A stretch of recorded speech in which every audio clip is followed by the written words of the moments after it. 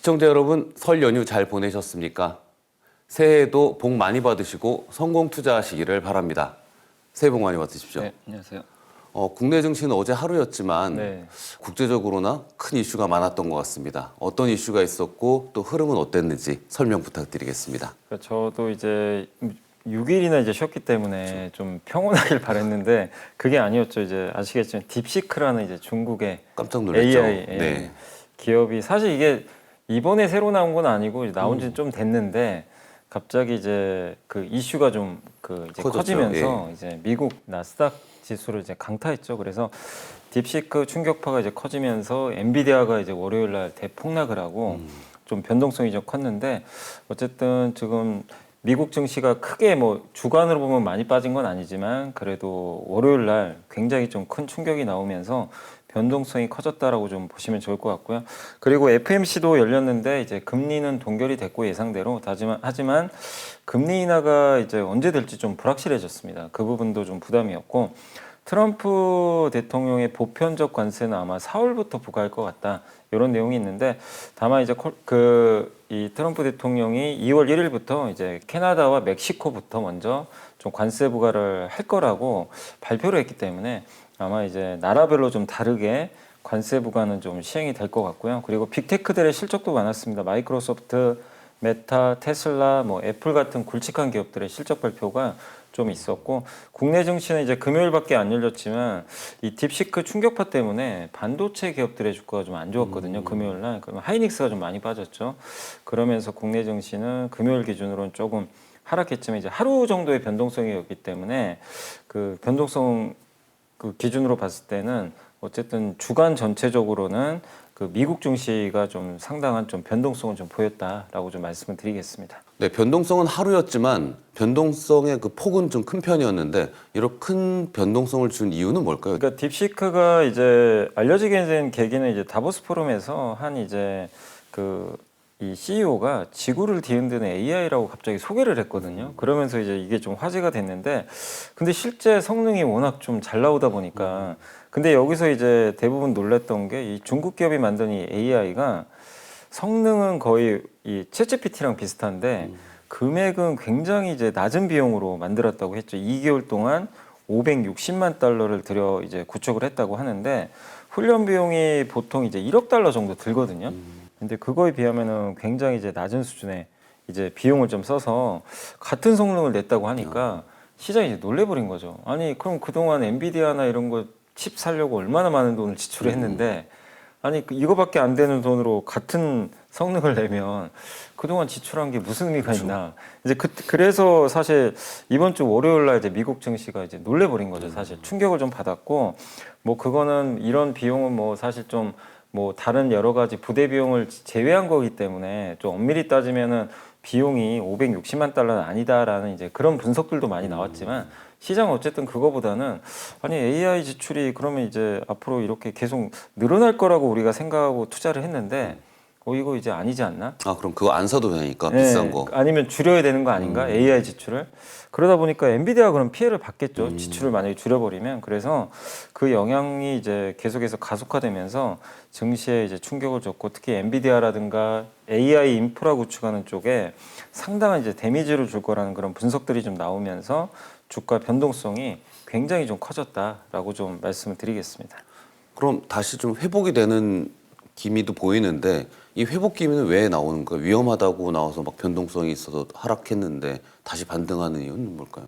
그 반등했던 이유는 이 딥시크가 실제로 비용을 이렇게 적게 썼다고 했지만 그거 믿을 수 있는 거냐? 그냥 거기서 신뢰성. 얘기한 거지 믿을 수 있는 거냐? 그리고 이제 그 미국의 오픈 AI도 그 얘기를 했거든요. 우리 거 도용한 것 같다. 우리의 플랫폼을 이용해서 거기다가 그 데이터를 탑재해가지고 사실 그거 데이터 탑재하면 이제 약관 위반이거든요. 오픈 AI 데이터를 함부로 쓰면 안 되는데 경쟁 제품 만드는데 그걸 쓴 거 아니냐. 이렇게 해서 이거 불법이다. 이렇게 또 언급을 했고 그리고 실제로는 엔비디아의 고성능 칩을 많이 사놓고 좀 숨기는 거 아니냐. 이런 얘기들도 나왔고 그리고 제일 우려했던 게 이제 빅테크가 지출 줄이면 어떡할까 이걸 좀 두려워했는데 일단 다행스럽게도 마이크로소프트하고 메타가 실적 발표에서 줄이는 일은 아직은 없다. 예, 계속 투자하겠다. 이렇게 좀 언급을 하다 보니까 그 우려가 이제 우리 생각보다는 우려가 크진 않겠구나. 이러면서 좀 회복은 됐는데 다 회복된 건 아니지만 어쨌든 이제 주 후반에 반등한 건 그런 우려가 일부 좀 이제 완화되면서 반등을 했다라고 보시면 되겠습니다. 그러니까 딥시크에 대한 평가가 엇갈리는 것 같아요. 네. 그러니까 미국 내에서도 유명 인사들이 뭐 긍정 부정적인 얘기를 했는데 어떤 말들이 있었는지 소개를 좀 해주시죠. 네, 그러니까 딥시크에 대해서 일단 경고하는, 그러니까 뭐냐면 딥시크 충격을 우리가 이거 무시하면 안 된다. 이런 쪽은 대표적으로 이제 유니온 방케르 피립이라고 하는데 여기서 이제 매니징 디렉터라는 분이 딥시크는 이제 적은 비용으로 강력한 AI 모델을 개발할 수 있다는 걸 보여줬다. 그래서 소수의 이런 이제 대규모, 그러니까 소수의 그 빅테크 기업들이 정말 엄청난 지출을 했는데 이게 이제 어쨌든 탈선할 수도 있다. 예. 그러니까 지출이 줄어들 수 있다라고 좀 했고 또 제프리스 쪽에서는 딥시크는 미국 AI 기업들의 대규모 자본 지출이 정당한지에 대해서 의문을 제기한다. 그러니까 주문 축소가 최대 10%까지 나올 수도 있다. 이렇게 좀 전망을 했고요. 그리고 뉴턴 인베스트먼트의 매니지먼트 채권 책임자는 이런 이제 기술적 폭락에 대해서 특정 종목에 대한 주식시장의 집중도 여기는 이제 엔비디아 같은 이제 빅테크를 얘기하는 거겠죠.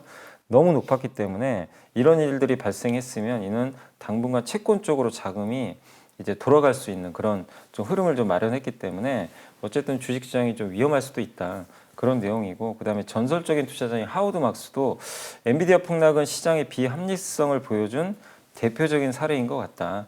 이렇게 좀 언급을 했고요. 많은 사람들이 최근 몇 달 동안 포트폴리오를 이런 이제 고성장 쪽에 집중을 했거든요. 예.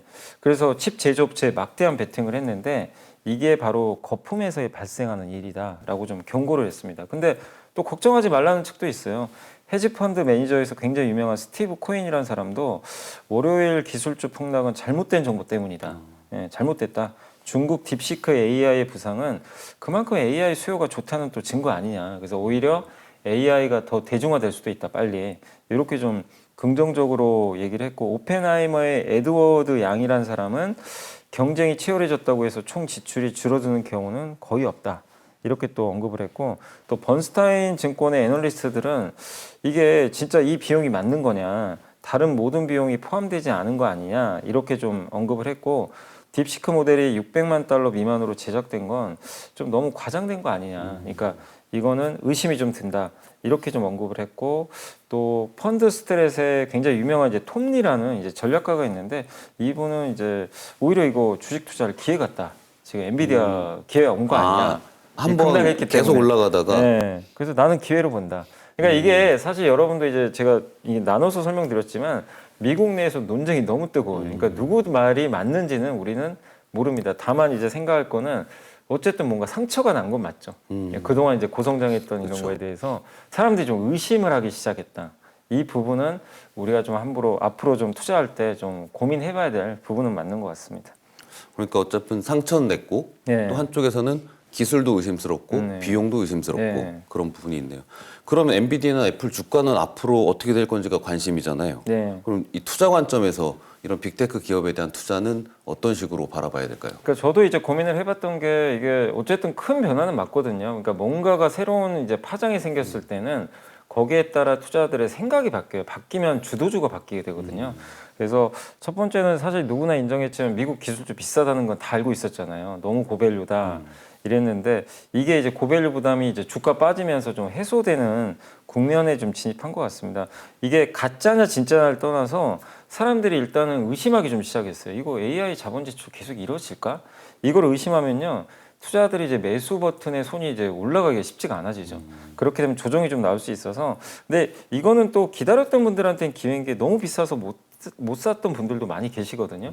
그럼 적절하게 조정을 받으면 또 기회가 생기는 거니까. 그래서 AI 인프라, 뭐 반도체나 전력기기, 뭐 데이터 센터 관련 기업들은 한 2, 3개월 정도 기간 조정이 나올 수 있으니까 이걸 기다렸던 분들한테는 오히려 좀 좋은 기회가 또 올 수도 있다. 다만 급할 필요는 없을 것 같다.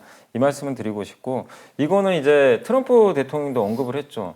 중국의 딥시크 때문에 나도 놀랬다. 그러니까 우리한테 이거는 경고 사인을 낸 거다. 그렇죠. 예, 그 얘기는 뭐냐면 AI는 이제 안보 목적이 더 명확해졌어요. 중국을 규제를 더 심하게 해야 되겠다.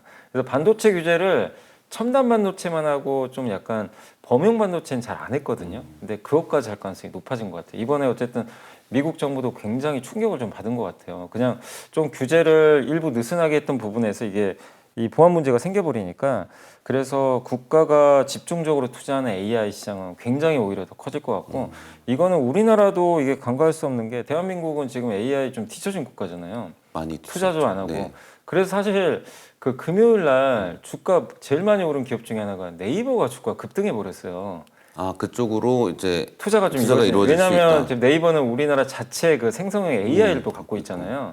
근데 사실 경쟁력이 좀 떨어진다는 평가는 받았지만 여기 또 국가가 들어가게 되면 그래서 우리나라 기업들은 또 이런 투자가 이루어지면 일부 기업들 수혜받지 않겠냐 이런 얘기가 있고 또 그동안 미국 예외주의 이게 결국엔 미국의 예외주의라는 건 미국만 좋다는 건데 그 핵심은 AI죠. 그렇죠. 예. 근데 이게 이제는 조금 좀 약간 가라앉지 않을까 이런 좀 약간의 우려도 있는 것 같아요. 그러니까 미국은 좋지만 반대편으로 보면 미국이 너무 좋으니까 달러가 강했거든요.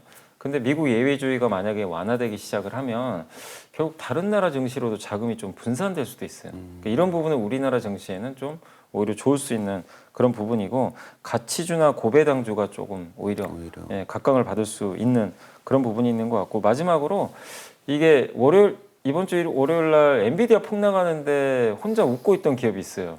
애플은 그럴 것 급등해 같아요. 버렸어요. 예. 왜냐하면 애플은 AI 투자를 많이 안 했거든요. 사실상 테슬라도 그 AI 투자하려고 돈 많이 썼는데 이 투자비가 줄 수가 있잖아요. 그쵸. 저렇게 싸게 해도 되는 거야?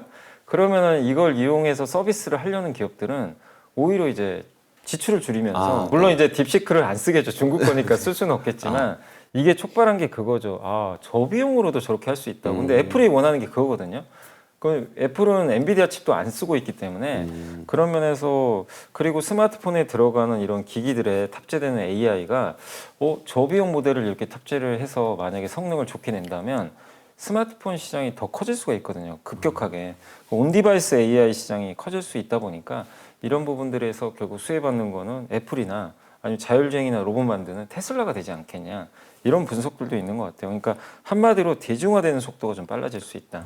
그래서 이게 딥시크 사태가 그냥 우리가 그냥 가십거리가 아니라 투자 관점에서 굉장한 변화가 지금 일단 시작이 됐거든요. 그래서 이런 부분들을 여러분들이 염두에 두시고 이제 엔비디아에 우리가 집중할 게 아니라 여기서 이제 파생돼서 다른 부분에서 뭔가 좀 변화가 생길 걸 좀 고민할 그런 시점이 아닌가라고 말씀을 드리겠습니다. 아, 변화가 크네요. 네. 자, 그럼 금리 보시죠. 연방공개시장위원회 열렸는데 금리 동결이 있는데요. 다음 금리 인하는 그럼 언제쯤 할까요? 원래는 이제 5월 아니면 6월로 예상했는데 이번 연준 의장의 발언을 보면 이제 알 수가 없어요. 명확하지가 않아요. 왜 그 말씀 드리냐면 뭐 동결한 건 다들 알고 계실 거예요. 그리고 문구를 없앴어요. 물가가 목표치 2%를 향해 전진하고 있다. 이 문구가 지난번에 있었는데 없애버렸어요. 그 얘기는 뭐죠? 물가가 예상보다 좀 오르고 있다는 얘기예요. 그러니까 물가 목표 달성하기 좀 쉽지 않아진 거 아니냐. 그러면 금리 인하를 서둘러 할 이유가 없거든요. 물가가 생각보다 안 낮아지는 상태이기 때문에 또 한 가지가 이 트럼프 대통령이 연준을 맹비난을 했습니다. 왜 금리 안 낮추냐. 이제 낮추길 원했는데 자기가 그렇게 얘기를 했는데도 동결해 버린 거예요. 그러니까 이제 화가 많이 났겠죠. 근데 이런 이제 발언에 대해서 파웰 의장이 질문을 받았는데 거기에 대해서는 내가 대답할 수가 없다. 그러니까 대통령이 이런 비난을 했지만 나는 아무 말도 안 하겠다. 그냥 이제 피해버렸는데 그 이유는 뭐냐면 연준 의장 입장에서는 관세를 어떻게 할지 좀 모르잖아요. 그렇죠. 트럼프 대통령의 관세를 만약에 생각보다 세게 하면요. 물가는 오를 수밖에 당연히 없거든요. 예. 근데 그걸 아직 우리가 확인도 못 했는데 그리고 최근에 좀 물가 좀 오르는 분위기에서 아니 이 상황에서 어떻게 금리를 그냥 트럼프 대통령이 원한다고 바로 내리고 그럴 수는 없는 노릇이거든요. 뭔가 기준이 없기 때문에. 그렇기 때문에 답변을 회피했는데 이 얘기는 뭐냐면 이제 트럼프 대통령이 결정할 수밖에 없는 것 같아요. 연준의 선택권이 아니라 트럼프 대통령이 생각보다 관세를 좀 뒤로 더 밀리고 천천히 하면은 물가 부담이 그만큼 세진 않거든요.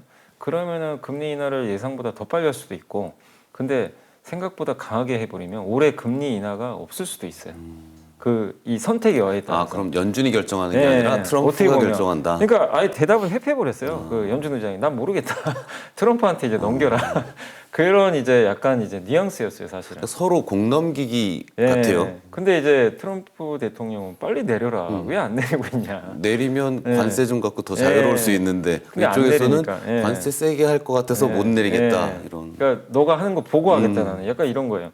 그래서 이번 FMC는 되게 좀 불확실해져 버렸어요. 도대체 금리 인하 이제 언제 할지를 모르는 그 상태로 갔고, 그럼 결국엔 트럼프 대통령의 정책 속도가 결정할 수밖에 없다. 그래서 굉장히 좀 모호해진 이번 그 FMC였다라고 좀 결론을 내드리겠습니다.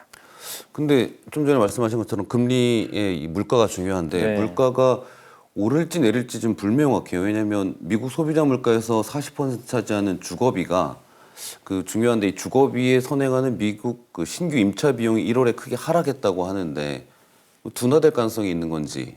네, 이 부분은 사실 되게 좋은 내용이에요. 뭐냐면 지금 최근에 물가 오르거든요. 근데 물가 오르는 이유는 에너지 값이 좀 올랐어요. 뭐 유가라든가 이런 게 오르면서. 근데 유가나 에너지 가격이 언제든지 변하니까. 근데 트럼프 대통령은 이걸 무조건 떨어뜨리려고 지금 노력을 하고 있거든요. 그럼 결국에 떨어진다고 봤을 때 우리가 제일 중요하게 생각해야 되는 물가는 주거비거든요. 근데 주거비가 왜 중요하냐면 미국 물가의 40%예요. 이 주거비가. 근데 이게 잘 안 떨어져요. 천천히 떨어집니다. 끈적끈적한데 주거비라는 건 이제 이 중에 제일 중요한 게 임대료인데 임대료는 1년에 한 번씩 갱신하다 보니까 이게 되게 좀 늦게 반영이 됩니다. 근데 여기서 지금 제일 중요한 거 중에 하나가 귀속 임대료라고 있어요. 미국의 그 소비자 물가 중에 이게 27%나 차지해서 굉장히 큰데 이게 반영되는 게 되게 좀 약간 우리 입장에서 좀 이상합니다. 뭐냐면 집주인한테 집을 임대하면 당신 그러니까 집주인한테 가요. 임대할 때 도대체 얼마 받을 거냐. 이거 설문조사로 이걸 해요. 실제 거래가 아니에요. 단지 설문조사. 아, 저 얼마 정도 받을 것 같아요. 약간 심리적인 부분이 많이 작용하죠. 그래서 그 정확하게 반영을 못 하는데 실제 거래를. 근데 임차인이 집주인과 계약할 때 실제 주택 거래가 발생하잖아요. 그러니까 이거를 지금 이 비용이 실제 계약할 때는 꺾이는데 집주인이 그 앞으로 나는 계약할 때 어쨌든 이제 올린 가격이 좀 만약에 받고 싶다. 그런 사람들의 심리가 이게 많아지면 실제 거래가 아닌데도 물가가 높게 잡힐 수가 있어요. 이게 만약에 귀속 임대료 비중이 워낙 크다 보니까.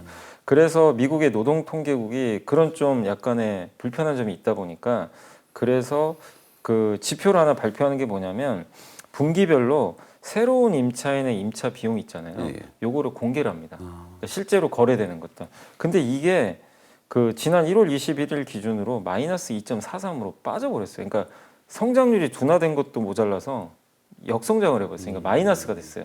이 비용 지수가. 근데 이게 전체 임차 비용 지수에 선행을 합니다. 이게 선행하는 데이터예요. 얘가 꺾이면 다른 그 주거비들이 다 따라서 꺾여버려요. 그럼 얘가 먼저 반영한다는 건 앞으로 몇 달 후에 실제로 미국의 주거비도 더 크게 꺾여버릴 수가 있다는 얘기예요.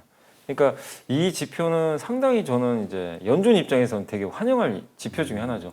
트럼프가 자꾸 내리라고 하는데 지금 못 낮추지만 만약에 다른 변수가 없고 이 주거비가 실제로 앞으로 몇 달 후에 확 꺾여버리면 우리가 생각하는 물가가 더 빨리 꺾여버릴 수가 있고요. 그러면 금리 인하를 빨리 할 수가 있어요. 예상보다. 그렇기 때문에 이 지표만 봤을 때는 상당히 이제 호재가 될 수 있는데 다만 이제 연준도 이걸 모를 리는 없을 거예요. 근데 다만 이제 트럼프의 관세 정책이 어떨지 모르니까 그게 명확해지는 걸 좀 봐야 돼요. 우리 예상보다 크면 어쨌든 늦춰야 되고 예상보다 약하면 아마 이런 조건대로 들어서 바로 또 금리 인하 해버릴 수도 있거든요. 그래서 이 주거비 데이터는 아무튼 우리한테는 이제 호재가 될 수 있지만 관세가 어쨌든 아직은 좀 확정이 안 된 게 조금 더 우리가 상황을 지켜봐야 되는 좀 부분이다라고 말씀드리겠습니다.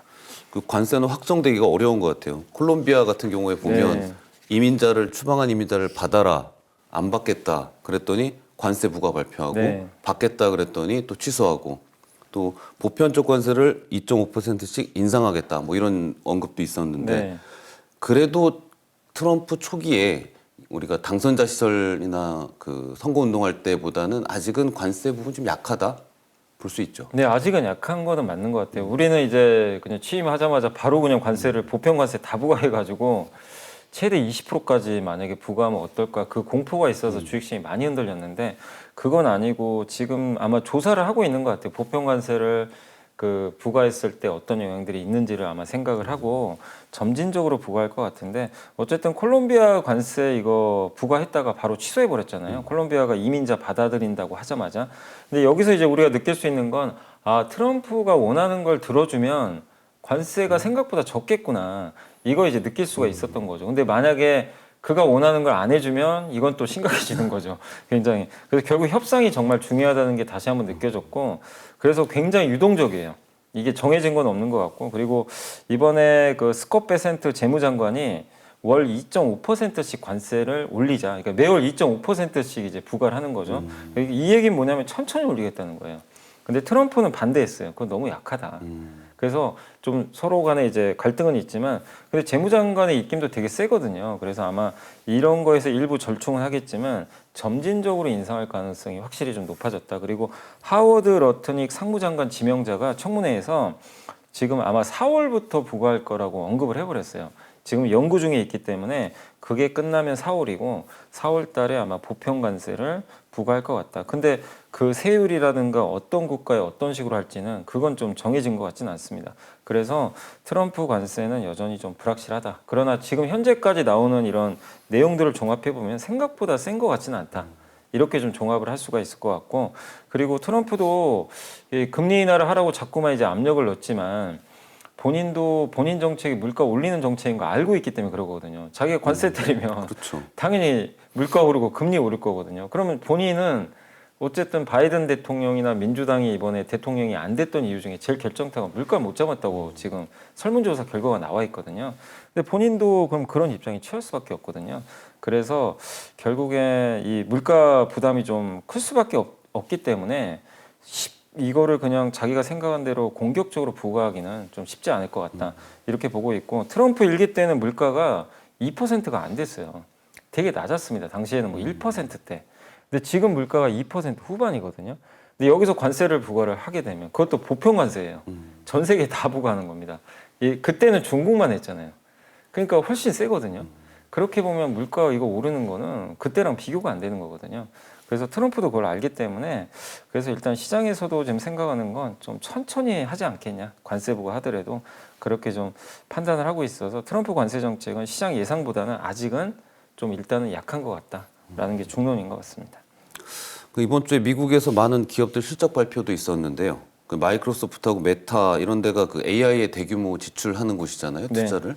이번에 그 실적 발표에서는 AI 지출에 대해서 변화가 혹시 있었습니까? 그 아까도 말씀드렸지만 그래도 다행히 지출은 유지하겠다. 이렇게 이제 기존 지출을 줄이거나 하진 않고요.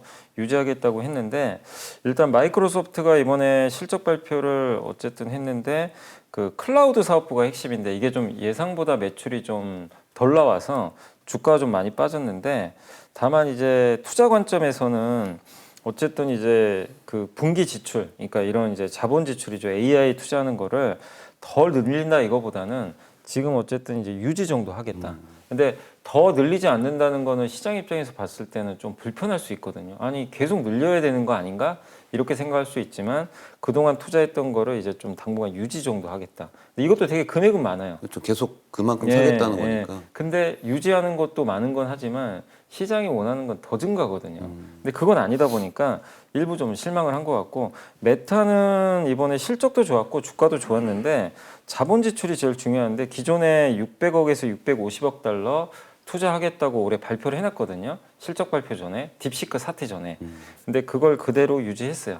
이만큼 하겠다라고 좀 언급을 했기 때문에 메타의 이 발표를 보고 이제 반도체 투자하신 분들은 조금 이제 안도를 했던 거죠.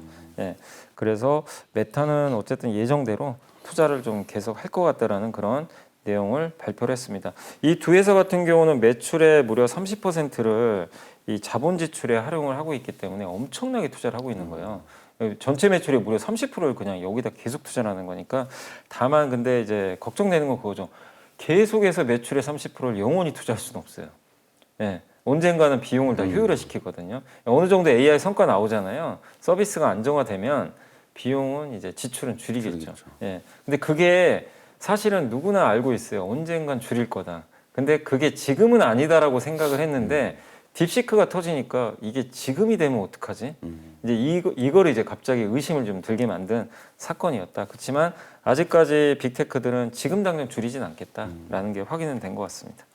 테슬라도 실적 발표 있었죠? 네, 그 테슬라- 발표에 대한 시장 반응은 어땠습니까? 일단 저는 테슬라는 정말 이게 일론 머스크의 발언이 정말 중요하다는 걸 저는 다시 한번 느낀 게 사실 그냥 보통 기업 같으면 주가가 아마 급락을 했을 겁니다. 왜냐하면 실적이 생각보다 안 좋았어요. 그러니까 이번에 테슬라가 매출 뭐 2% 증가하면서 뭐 기대치를 상회한 건 뭐 긍정적일 수 있지만 자동차 매출이 마이너스 8% 줄었고요. 영업이익은 무려 마이너스 23% 감소를 했어요. 그러니까 우리가 숫자만 보면 안 좋은데 일론 머스크가 바로 뭐라고 했냐면 테슬라만큼 현실 세계 인공지능을 잘 다루는 기업은 없고 우리는 이제 26년에 로보택시를 양산을 할 거고 그리고 앞으로 그러니까 지금 미국의 빅테크 5개 회사들이 있잖아요. 뭐 메타라든가 마이크로소프트, 엔비디아도 있고 애플도 있는데 이들의 시총 합친 것보다 더 많은 기업 가치를 앞으로 만들어내겠다. 이거 굉장히 이제 희망적인 메시지를 계속 던져줍니다. 숫자를 제시한 게 아니라 그냥 뭔가 좀 약간 두루뭉실해요. 27년, 8년도에는 어마어마한 일이 발생할 거다. 근데 그거에 대한 얘기는 안 해요. 그러니까 그러니까 구체적인 내용보다는 뭔가 좀 계속해서 희망을 던져주는 이번 실적 발표는 안 좋았지만 나를 믿어라. 내가 계속 이끌면서 놀라운 일들을 보여줄 것 같다. 그리고 로봇 얘기도 하고. 그래서 그런 이제 테슬라 투자를 하시는 분들 입장에서는 사실 실적 보고 투자하시는 분들보다는 테슬라 이제 앞으로의 미래. 그렇죠. 사실 그걸 보고 하니까 거기에 다시 희망의 불씨를 지펴준 거예요. 그래서 이제 오히려 주가가 좀 올라가는 그런 모습이 나왔지만 저는 개인적으로 봤을 때 지금 트럼프가 당선되고 나서 굉장한 수혜를 좀 받을 거라고 예상해서 올라온 데다가 어쨌든 지금 뭐 로봇이라든가 또 자율주행 이런 거에 대한 성과들이 좋게 나오지 않겠냐는 그런 기대감들도 이미 주가에 반영이 됐는데 이제 앞으로 더 중요한 거는 그런 것들을 반영을 한 상태에서 숫자를 보여줘야 되거든요. 그쵸. 실적을. 그렇지 않으면 언제까지 사람들이 그냥 기대만 하진 않아요. 숫자가 검증 안 되면 주가는 한 번씩 변동성이 나오는데 어쨌든 일론 머스크가 발언을 잘해서 그 부분 그 리스크는 조금 이제 일부 제거는 했지만 그러나 시장 참가자들이 언제까지 이걸 용인해 줄지는 저는 잘 모르겠어요. 그래서 저도 사실 테슬라를 장기적으로는 굉장히 좀 잘 될 기업으로 좀 생각은 하지만 이렇게 좀 주가가 많이 올라오고 비싼 상황에서 저는 좀 투자하신 분들한테 조금은 좀 주의를 당부드리고 싶은 게 계속해서 희망만 갖고 투자하시면 안 되고 현실도 봐야 되거든요. 그 검증 작업들이 계속 있을 수가 있어요. 근데 일론 머스크가 생각하는 시간하고 그가 얘기했던 시간을 맞춘 적이 별로 없어요. 뭔가를 과거에도 보여주긴 보면. 했지만 네. 그 시간은 뭐 좀 사이버 트럭도 네네. 그랬고 과거에 보면 그래서 그걸 좀 염두에 두실 필요도 있지 않나. 그래서 지금은 주가가 어쨌든 많이 오른 상황이니까 저는 뭐 어쨌든 조금 테슬라 실적 저는 제 개인적으로 봤을 때는 무조건 낙관적으로 보긴 좀 어렵지 않나 이렇게 좀 개인적으로 생각은 하고 있습니다. 반대로 테슬라 같은 경우가 추구하는 자율주행이라는 게 곧 다가올 미래잖아요. 저희 네. 입장에서는 네. 그 중에 가장 선두 기업이고 네. 그래서 어차피 다가올 미래의 선두 기업이라면 실적이 조금 지금 안 좋더라도 네. 뭐 긍정적으로 보는 거 아닌가 이렇게 투자하시는 분들도 있는 것 같아요. 그러니까 그래서 이제 주가도 지금 굉장히 높은 수준을 유지하는 게 그런 투자들의 심리가 공감대가 형성이 돼 있거든요. 그래서 쉽게 무너지진 않을 거다. 그리고 딥시크 사태 오히려 수혜주 아니냐 이런 분석들도 있기 때문에 그런 건 이제 논리적으로는 타당한데 다만 그래도 결국 계속해서 이제 검증을 할 수밖에 없거든요. 숫자를. 그렇기 때문에 그럴 때마다 변동성이 한번 생길 수가 있단 말이에요. 그래서 저는 지금 뭐 중장기 투자하신 분들은 괜찮은데 신규 투자는 조금 이제 변동성 나오기 전까지는 좀 신중할 필요는 있지 않나 이렇게 생각을 하고 있습니다. 네, 그럼 여미사님이 선정한 관심 가질 증권사 보고서는 어떤 주제입니까? 안 그래도 이제 자율주행차 이제 보고서가 나온 예. 게 있는데 그거 한번 말씀드리면 제목은 자율주행차 시대 현대차의 반격이라는 제목이고요. 유진투자증권의 이재일 연구원님이 이제 보고서를 썼습니다. 이 웨이모가 이제 구글의 웨이모죠. 인간 운전자 대비 낮은 사고 발생률을 일단 이제 기록을 하고 있고 최근에 이제 어쨌든 미국에서 점유율을 올리고 있고 테슬라도 지금 사고 위험이 인간 운전자의 8분의 1까지 떨어졌다고 하더라고요. 그러니까 우리가 자율주행은 반드시 다가올 미래라고 저도 생각을 하고 있고 그 선두주자는 웨이모랑 테슬라입니다, 분명히. 그렇기 때문에 앞으로 시장이 굉장히 커질 때 이들 기업들이 차지하는 비중은 저는 굉장히 높아질 수 있다. 이렇게 좀 보고 있고요. 특히 테슬라의 완전 자율주행은 지금 뭐 아예 주차부터 시작을 해가지고 처음 출발부터 저기 이제 차가 진행하고 주차까지 모든 걸 이제 완벽하게 할 정도로 상당히 이제 앞서 있고 인간과 거의 비슷하게 운전하더라고요. 그러니까 이런 것들이 사실 이제 주가에도 반영을 하고 있는 거죠. 굉장히 녹아들고 있는데 그리고 생산 비용도 좀 점점 낮아지고 있고 그래서 시장 자체는 생각보다 좀 빨리 커질 수 있다라는 그런 기대감이 있고 엔비디아는 차를 만드는 회사는 아니지만 거기에 들어가는 이제 코스모스 플랫폼을 만들어 가지고 자율주행차 회사들이 실제 도로에서 주행을 하는 게 아니라 코스모스 플랫폼 상에서 이제 가상의 테스트를 할 수 있는 그런 기능을 이제 공개를 했거든요. 이런 일들이 빨리 이제 계속 늘어나게 되면 자율주행 시장은 더 빨리 커질 수밖에 없겠죠. 근데 이 자율주행 시장이 어쨌든 커지긴 하지만 지금 돈이 되는 시장은 아니에요. 그렇죠. 돈 벌 수는 없다 보니까 돈을 엄청 써야 돼요. 그래서 GM도 포기해 버렸어요. GM도 포기하고 포드, 폭스바겐, 애플도 예전에 하다 포기했거든요.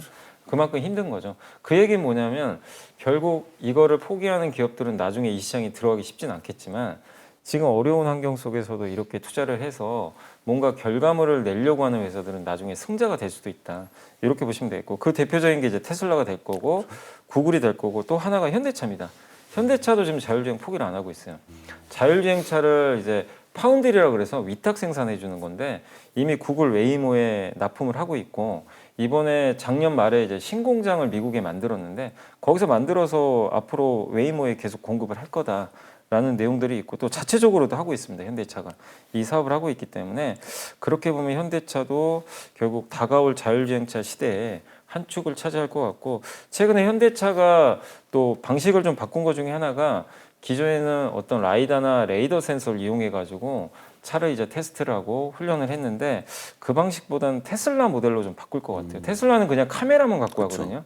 그래서 실제로 인간처럼 이제 이제 운전할 수 있는 그런 그 학습을 좀 하고 있는데 그 방향으로 이제 바꾸겠다고 그 뉴스가 나왔거든요. 그렇게 본다면 현대차도 좀 늦긴 했지만 그 방향을 따라간다면 결국에 지금 많은 자동차 회사들이 결국 자율주행을 대부분 포기한 상태에서 어쨌든 현대차는 테슬라를 따라갈 수 있는 그런 어떤 이제 시기가 뭐 천천히 좀 다가오지 않겠냐라는 좀 그런 기대감도 좀 남아 있는 것 같습니다. 그래서 26년부터 이제 본격적인 터닝 포인트가 될 거라고 좀 전망을 하고 있고 현대차 그룹에 대해서도 좀 관심을 갖자는 그런 내용인 것 같습니다. 그래서 추천주로는 현대차, 기아, 현대모비스, 현대오토에버를 좀 제시해 주셨고 자율주행 산업에 대해서 꾸준히 좀 관심을 갖자는 그런 내용으로 보시면 좋을 것 같습니다.